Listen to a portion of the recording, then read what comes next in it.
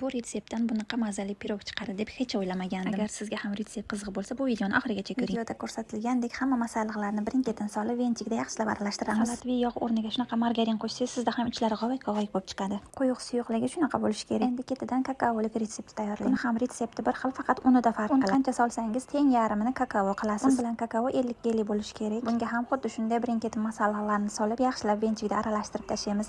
Quyuq suyuqligi shunaqa bo'lishi kerak. Buni ham qolipimizga pergament qog'ozni yaxshilab o'rab olamiz, chetlariga oqib ketmasligi uchun. Pirog qilganim uchun birin-ketin quyib chiqamiz xamirlarni. 2 qoshiqdan quyib chiqdim hammasini. Oxirida shunaqa cho'p yordamida bezakka olamiz ustlarini. Agar shu retseptda qilib ko'rsangiz, siz ham aniq boshqa retseptni qilmay qo'yasiz. Ana pirogimiz tayyor. Yesangiz og'zingizda eriydi. Umrimda bunaqa mazali pirogni yeb ko'rmaganman hali. Ishoninglar, endi umuman boshqa retseptni ishlatmasam kerak, faqat shu retseptda pirog qilaman. Agar sizga ham bu retsept yoqqan bo'lsa, saqlab qo'yishni unutmang va yaqinlarga ham ulashib qo'ying. Obuna bo'lishni ham unutmang. Bundan zo'rlari hali oldinda.